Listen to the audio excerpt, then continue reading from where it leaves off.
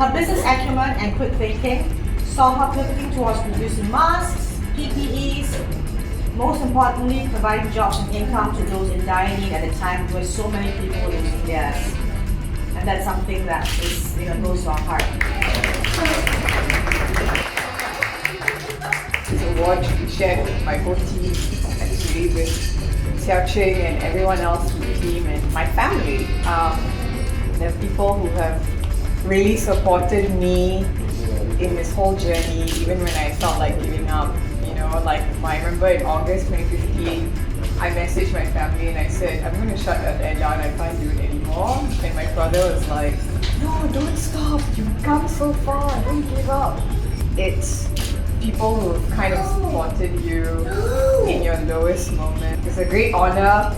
We will display it at the Earth Studio. Yeah, thank you. Thanks,